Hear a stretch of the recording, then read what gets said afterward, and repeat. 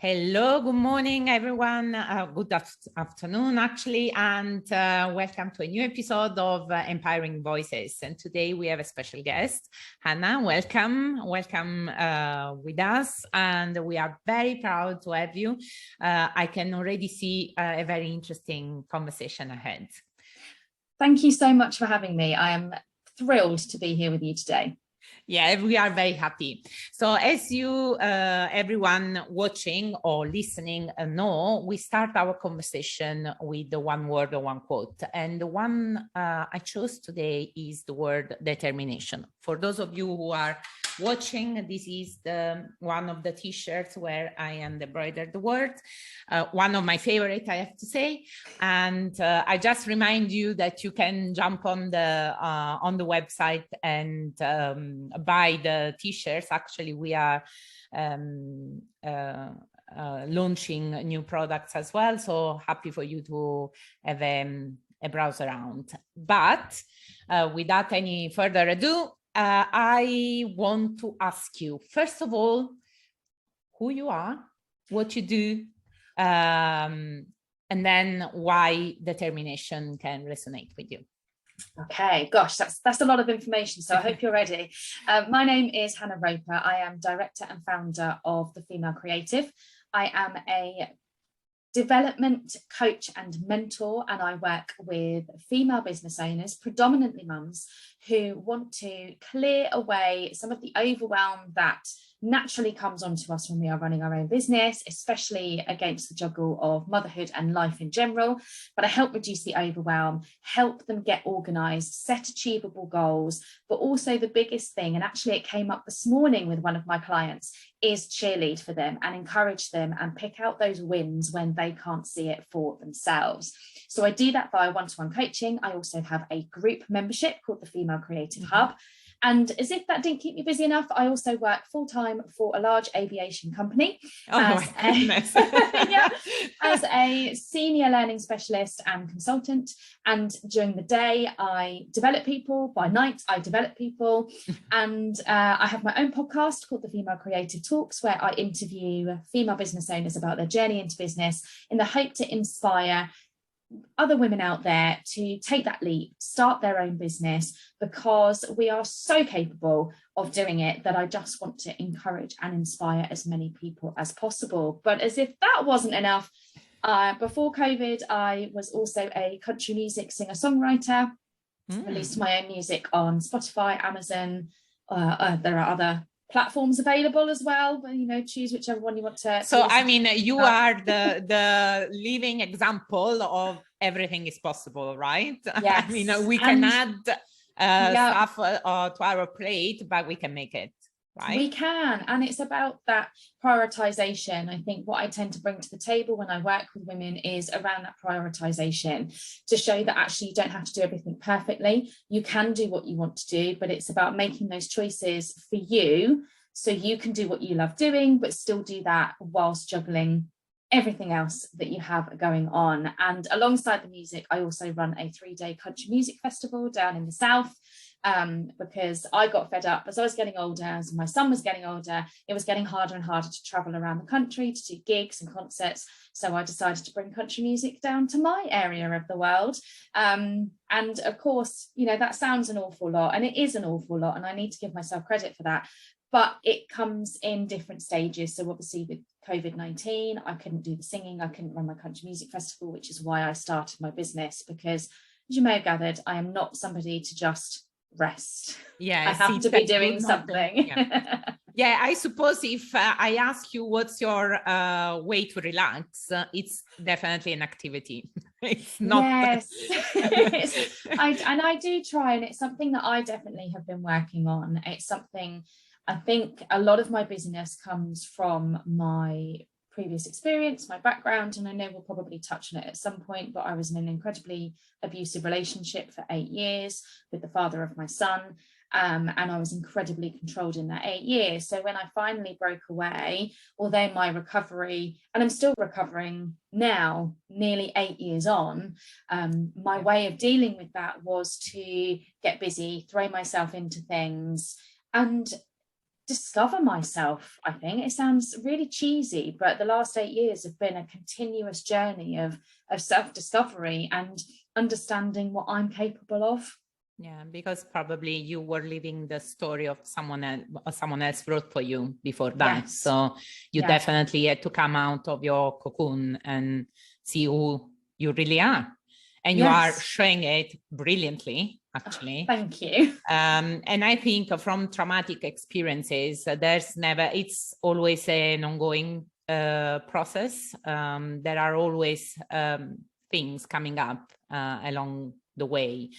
But I can see that you saw the positive side in something so awful, because the fact that you pushed yourself to be busy in order not to think at the beginning helped you to find your way, basically. Absolutely. And I think that's then where the word determination, that's why it resonates so much, because I have been incredibly determined since, I think, even from the process of deciding that that was not the life that I wanted to lead, that I needed to make a change.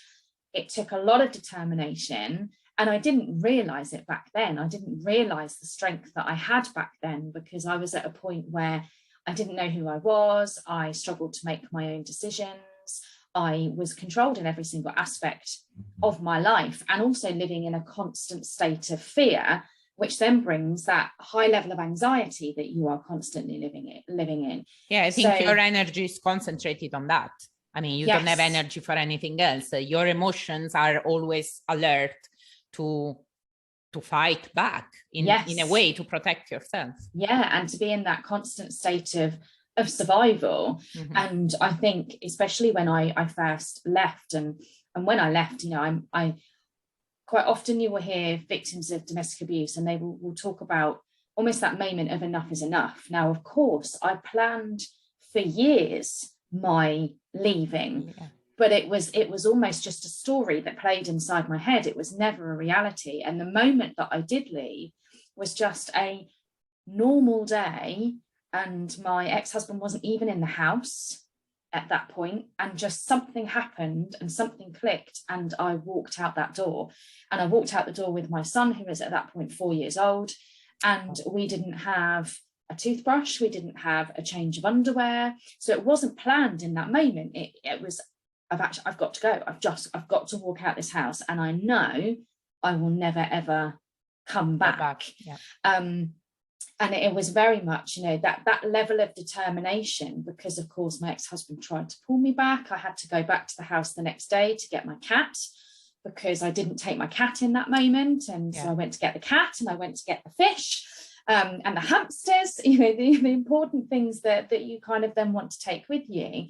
And I managed to get some changes of clothes. I managed to get some toys for my son, but he was constantly trying to draw me back. That's then where the manipulation and that coercion was really coming into play. And you knew the triggers, right? Yeah, absolutely. You knew how to interest you.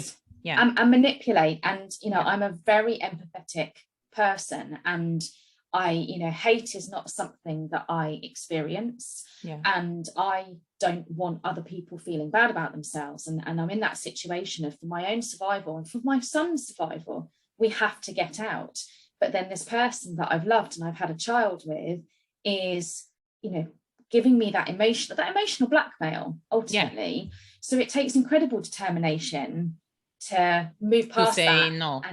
and to walk away, and to continue to walk away. And then I think, again, I've just demonstrated that quality so much throughout the last 8 years, and it's only now that I can reflect on that and I can look back, because, you know, even a year after I left, and we had to go through divorce proceedings, and we had to go through child custody hearings, because of course he was never going to make life easy for me. He was never going to cooperate and work out the best solution for our new family setup.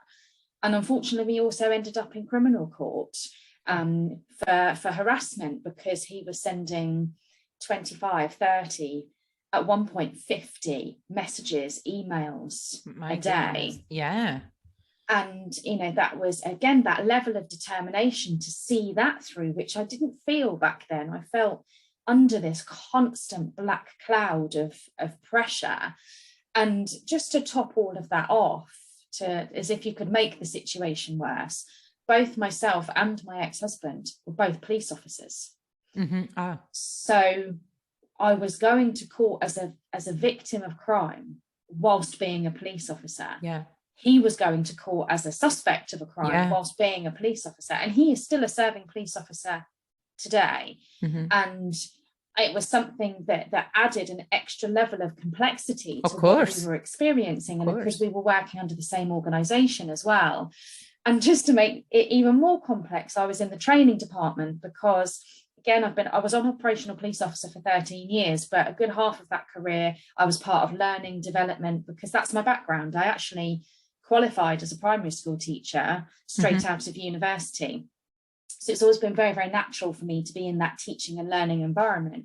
However, the key topic at that time was domestic abuse. It was just as the coercive control law had been passed. It was passed too late for me. But that's why that law was passed. So I was then teaching and educating police officers in my professional capacity, all whilst in the background. Yeah, you were living. Suffering, and living it as well. And I think, again, I look back, I don't know how I survived. I don't know how I coped. And I think that's where that determination comes in, of just one foot in front of the other, one day at a time, 1 week at a time. And then I just grew. And then I would say, really, it's only since COVID-19 that I actually had space to reflect, because the world did stop. You know, the children weren't going to school. There were no after-school activities, extracurricular activities. Yeah, you didn't have all those things. All those things that kind of keep you taking going. the space. Yeah, absolutely. We couldn't go and see family unless it was online. So all of a sudden, I was in this situation where I was put on furlough from my corporate job, which I loved. So that was a huge shock to the system. That was my security blanket. That was part of my identity. And I was at home all the time with the children. My husband was at home for a period of that, but he's actually my current husband, hopefully the last one. But he is also a serving police officer as well. So he kept going throughout the pandemic. Working, and working. So I was at home with the children, and I couldn't sing. I couldn't organise my music festival. I couldn't go to work. And I suddenly had time to think and reflect.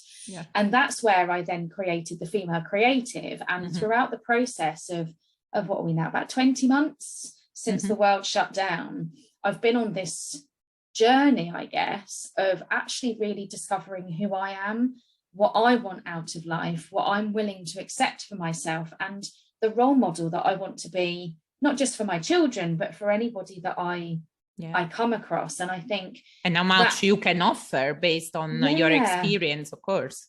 And that's, that's a really hard balance, because especially I think as women, we are taught and told to be a little bit more, what's the word? To not boast about our successes, to be more humble, but not in a way, I think, in the true meaning of the word humble. I think almost in quite a suppressed way, that you can't go out there and say, do you know what, I've done this, I've survived this, and I'm going to talk about that. And that's, it's taken me a while to be able to do that, because everything that I experienced and the people that were involved, it was very much hush hush. Can't talk about that, can't possibly talk about the fact that a serving police officer is a perpetrator of domestic abuse. Mustn't say that out loud. You almost were had to be ashamed of something where you were the victim, actually. Yes, absolutely. And I survived that. And I think that's the realization that I came to, is that, like you said, I think before we started with the interview, if you help one person, you succeeded.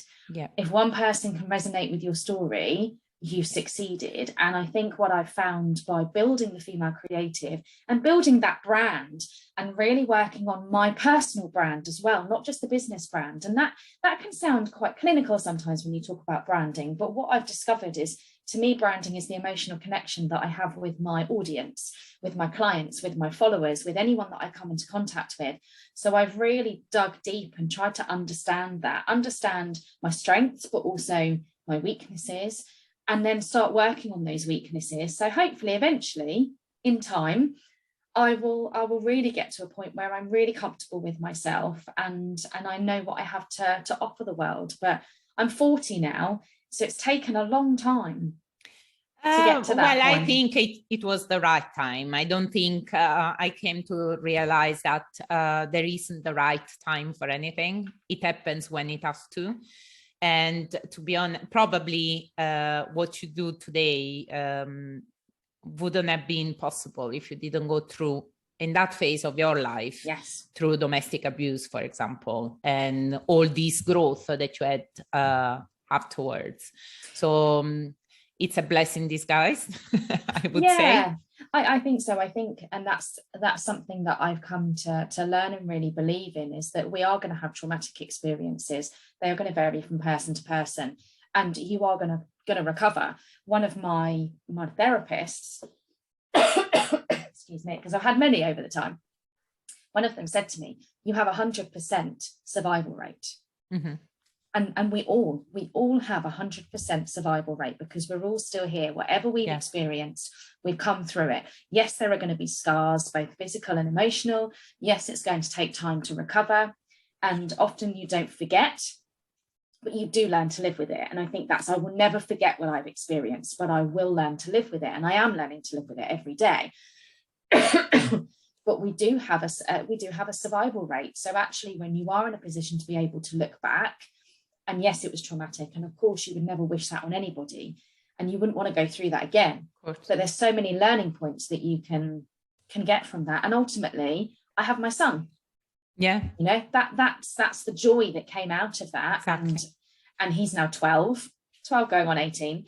But we have an amazing relationship, and we have a deeper understanding. And I think because he's seen me grow and develop and become stronger and stronger and stronger, that lets him know that this is a continuous process, that he will continue to develop himself. He will continue to learn more about himself. It gave him the confidence to know that everything is possible. Yeah. Seeing you, how much absolutely you fought and how much you could grow and change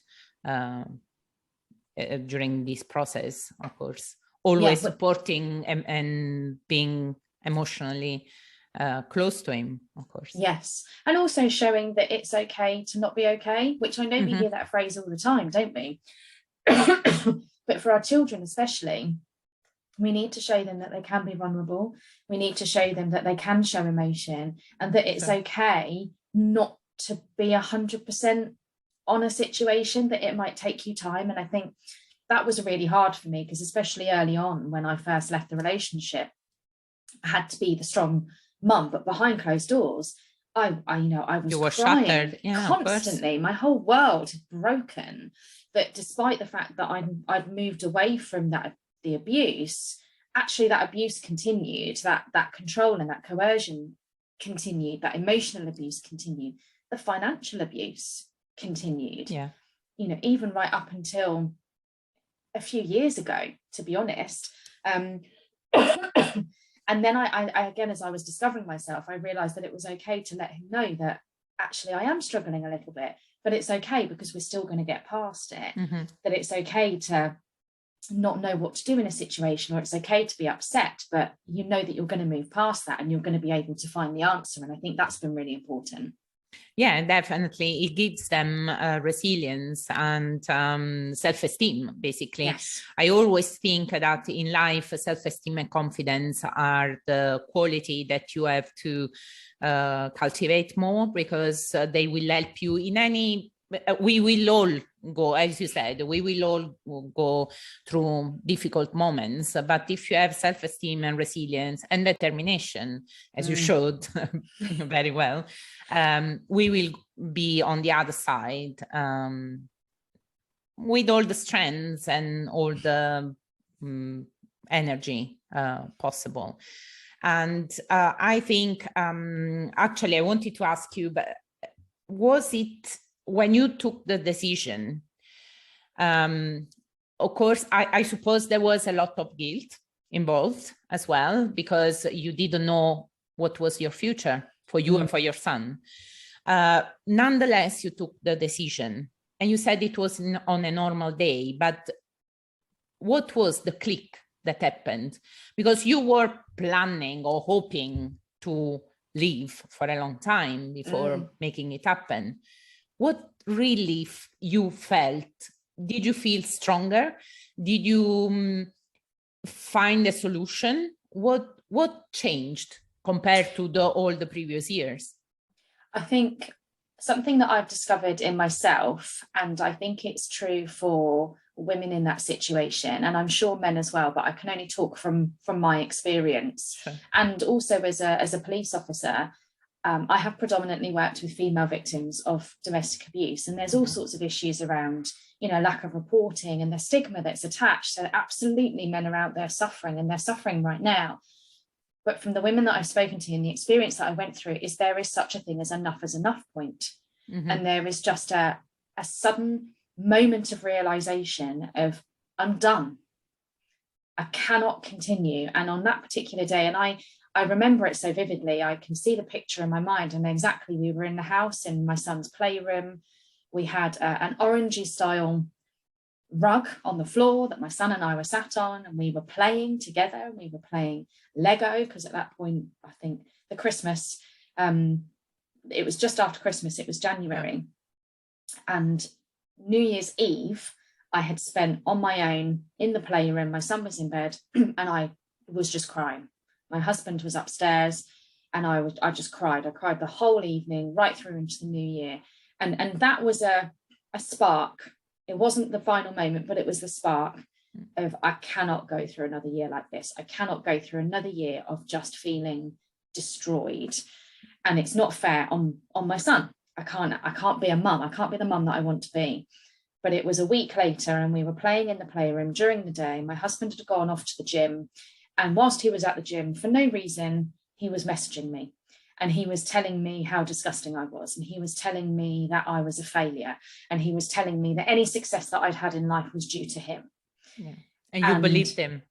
And for a long time, I absolutely did believe him. But for some reason on that day, I thought, no, my success is my success. I have gotten roles in my life. I've gotten places in my life due to my own success. And actually, if I want to continue to live a life that I want, it can't be in this house and it can't be with this person.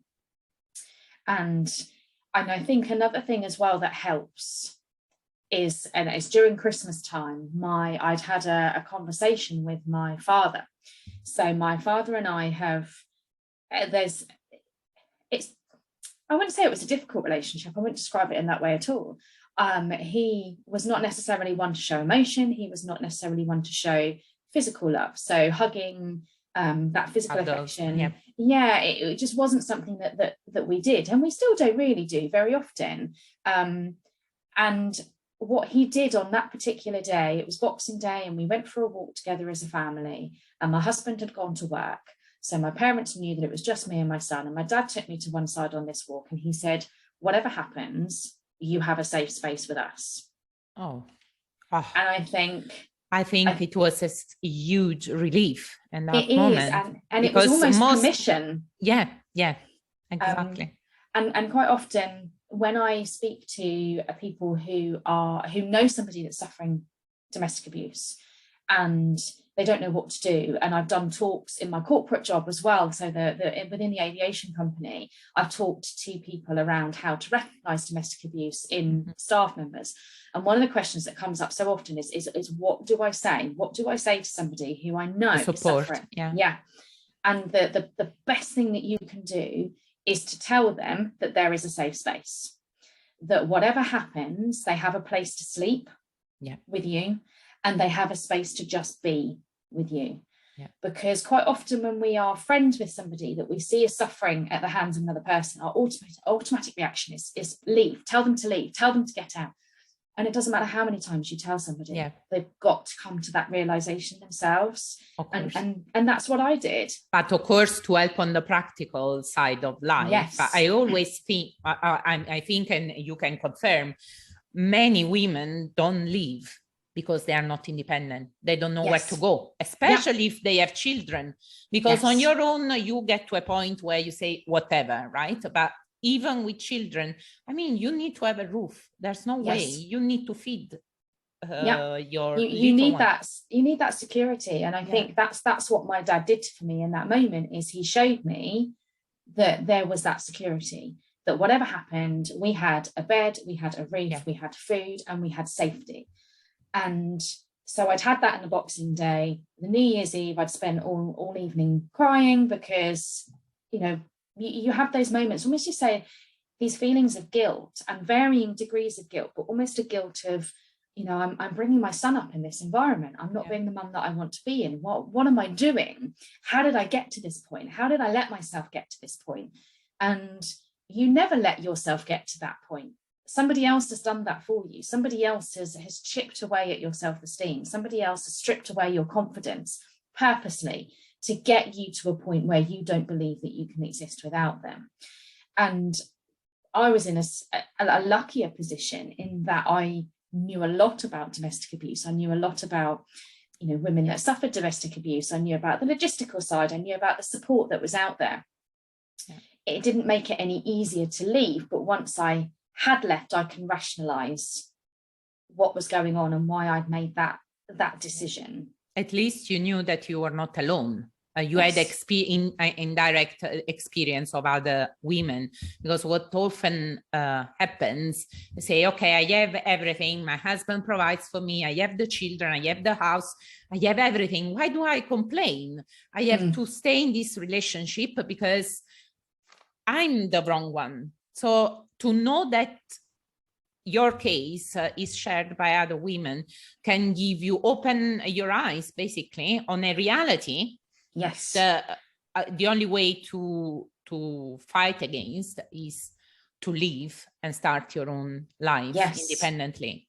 And start that recovery process. And I think that's why I got to the point where I wanted to start talking about it, is because I was a serving police officer. I was a serving police officer who owned their own house, who earned a very similar amount to my husband.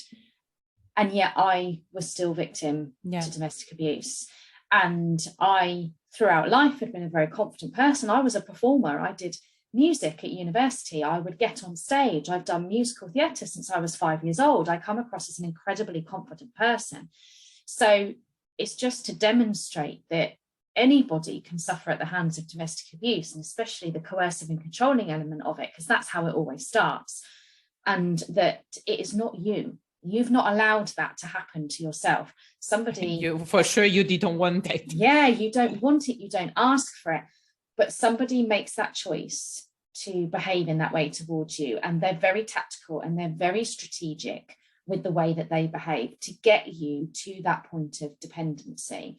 And that's why I think it is important to talk about it, and you know, linking back to what you were saying about understanding that there are other people who have been in that situation and they've survived, they've moved forward. There are options out there, and I think that's the most important message to take away if you know somebody that is suffering domestic abuse, is let them know what their options are, because that is the most powerful thing that you can do for them to enable them to get to their enough is enough point. Yeah, definitely.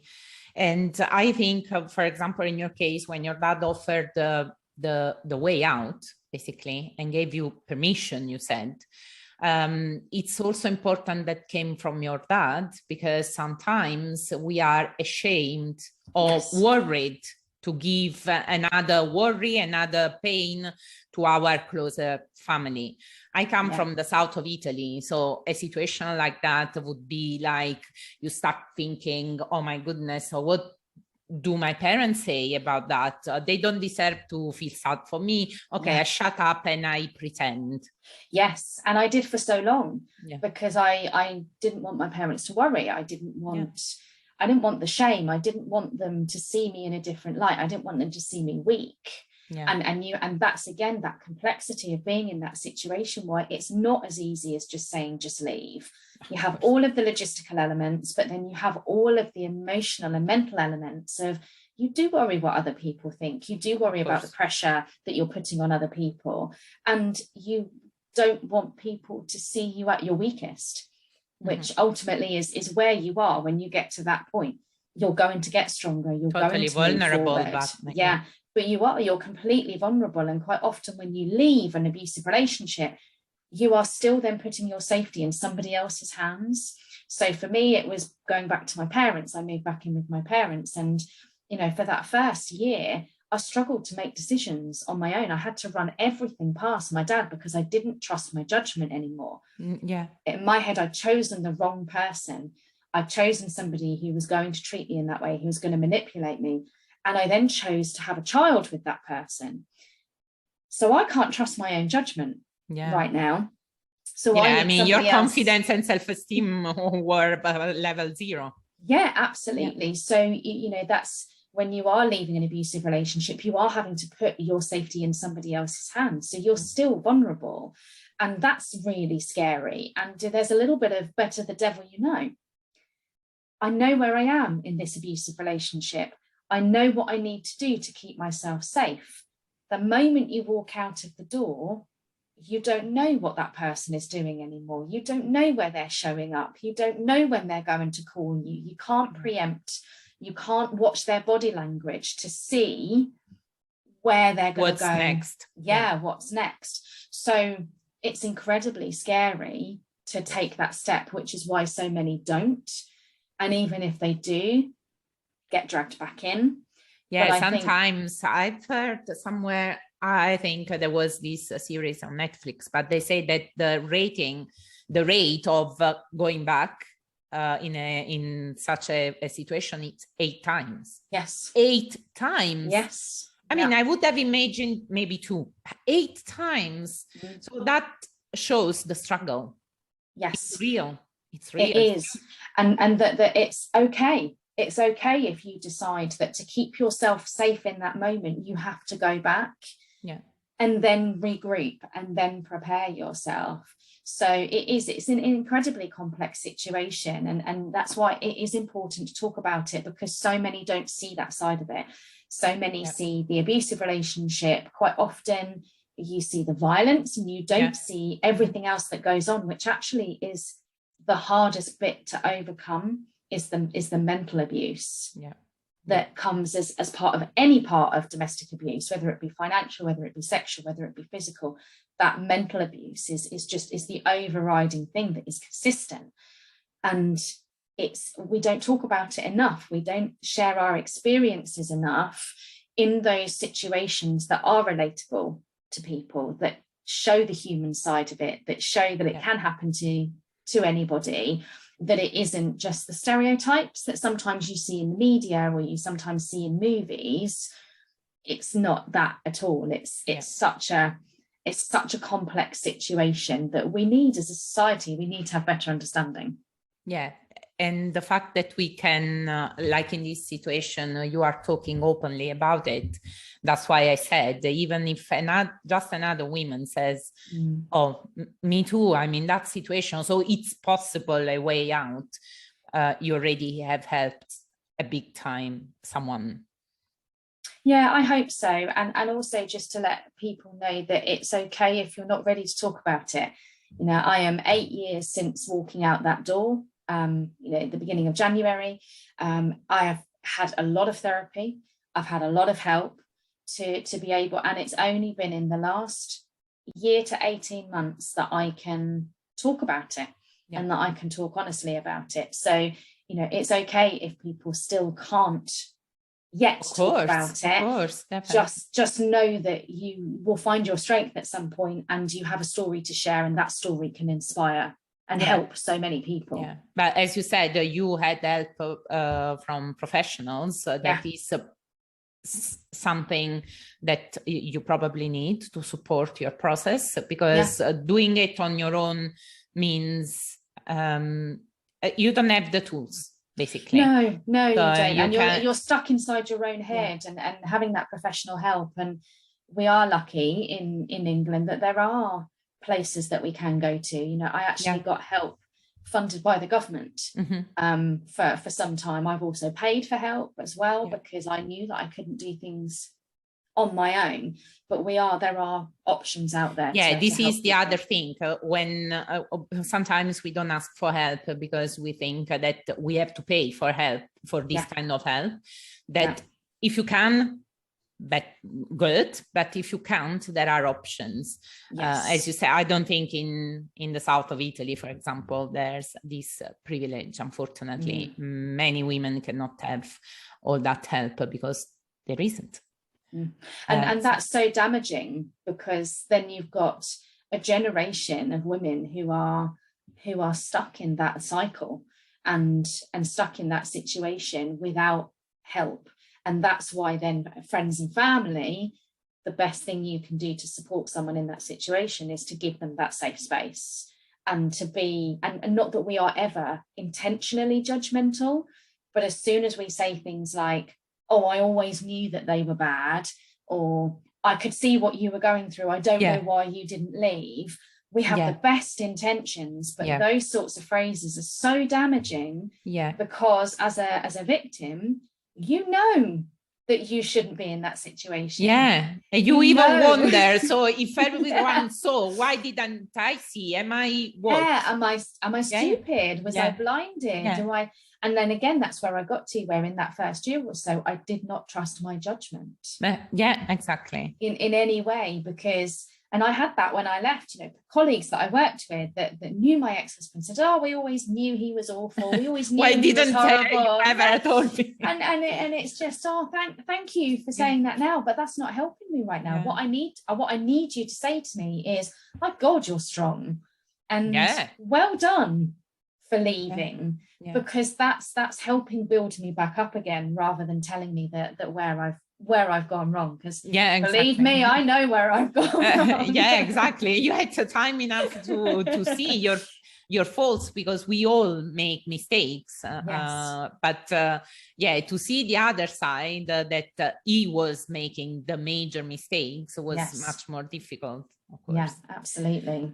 But of course, all these took you to the coaching business, where you help women. And you said, okay, women, only women, right? Do you work only with women? Because it happened, because, okay, of course, it's the female creative. I mean, it's who I attracted. I would be put off anyway if I'm a man. But And I think, and again, I took a really hard think about that. And I have actually worked with a couple of male clients, and that has been either because they've known me before, or because their partner found me, or their wife, or their girlfriend has worked with me in some capacity and said to them, you need to go to Hannah. So it is predominantly women. And part of that is because I have worked my entire career, from when I joined the police to now being within the aviation industry, in a very male-dominated environment. And where it is really difficult, and women had to change their behaviours to fit in and become more masculine. So actually what I wanted to do was embrace that feminine energy. Oh, excuse me. I'm not used to talking so much, because I normally ask all the questions. You are on the other side. I'm on the other side today. But being in that such male-dominated situation, I wanted to be able to explore my femininity. That's been another discovery. I'm a very masculine energy, because of the jobs that I've had, because of what I've experienced, because of pulling that control back. I live in a very masculine energy space. And that's not always healthy. It's important to have that balance of masculine and feminine energy. And this is not something that I know an awful lot about. And it is definitely where I've had to tap into the slightly more spiritual side, of which has not been a comfort place for me. It's definitely out of my comfort zone, but it really, really resonated with me. So as a result, I've made the intentional decision to work with women and to help women, especially those that do work in the corporate environment and want to start up their business, to do so in a really safe feminine environment. My branding colours are pink and orange, and I, again, very, very targeted with those, because the pink is that element of femininity, that element of fun as well, and that kind of light-hearted side of things. But the orange is about the fire, it's about the strength, and it's about the determination. And when you put those two things together, women are unstoppable when they have the space to feel safe and to explore their creativity and explore almost what they're capable of. Incredible things can happen. And that's then where the creative element came, because I had a conversation with, I suppose you can describe her as a mentor that I met right at the very before COVID was even a thing. So before everything shut down, in a couple of months before, I met with somebody because I knew that I needed to make more friends. So it was an online community, and I had a one-to-one with this mentor, and I was talking to her, and I said to her, I'm not creative. Mm-hmm. And she said, are you having a laugh? You're a singer. You're a musician. Yeah. You've written your own music. And I said, coming from you was a bit shocking. So I said, well, I get that, but that's a character. So I created a character. So my singing alter ego. So, you know, Beyonce has Sasha. Mine is I have Lily Garland. That's my singing name. That's my music name. That's how I've released all of my music underneath this umbrella of Lily Garland. So I said, well, I'm Lily Garland. Yeah, of course I'm creative. I can strut about the stage, and I can, you know, I've been described before as the country music alternative to Tina Turner because of the way that I can, you know, I can command that whole stage. But I said, but me, Hannah, I'm not creative. I don't have that level of confidence. That's a shield that comes over me. But it really hit home and became something that I wanted to explore. So that's what I've done. And I've done arts and crafts, and I've done doodling, and I've done this, and I've done that. But where I then found myself was branding, helping people brand their businesses, design their websites. That's creative. Definitely. When people are offering a service and they're thinking about how they get their message across, that's creative. So I have women that come to me that don't feel that they're creative in any way, shape or form. But what I do with them is work on that and actually say, no, when you're talking to people, you're being creative. When a client sits in front of you and you have to work on, you know, what they're asking, you're being creative in what you're offering. I think we tend to think that creativity is just drawing something and have a physical result, while creativity can show in so many different ways. And exactly what you are saying. And if we have someone like you telling us, that gives us, at least gives us the idea, could it be true? And we start thinking about it, and maybe hope and maybe permission to think, oh, wait a second, I am creative. I've been doing this and that all my life. So I am. Yeah. We all are in different levels, in different fields, but we all are, definitely. We all are. And it just plants that seed. And I think as women, we are very creative, but as mothers, what we juggle on a day-to-day basis, what we make happen we need to be creative we need to be creative, and that was the light bulb moment for me. That was that discussion that I had with that mentor of, oh my god, I'm creative in everything I do because I think out of the box, because I solve problems.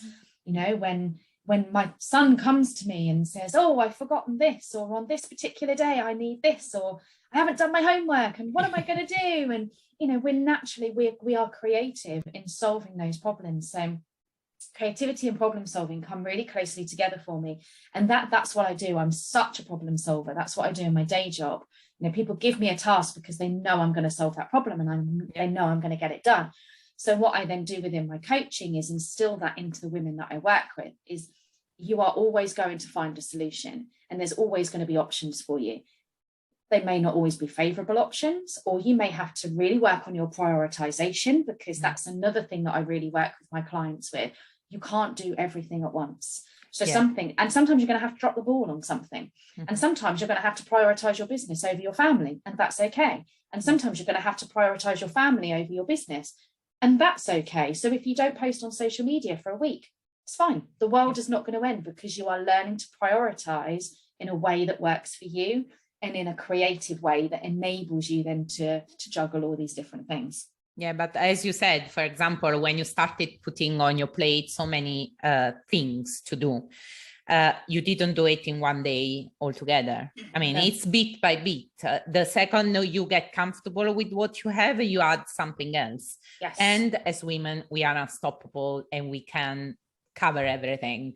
And I found in my experience, of course, I meet so many women. I mean, the more we have on our plate, the better we juggle everything, and the better is the outcome. So it seems like a paradox, but it's a reality. So why not? Yeah, and I always say that if you want something done, give it to a busy woman, because exactly. she will fit it in, and she will do it.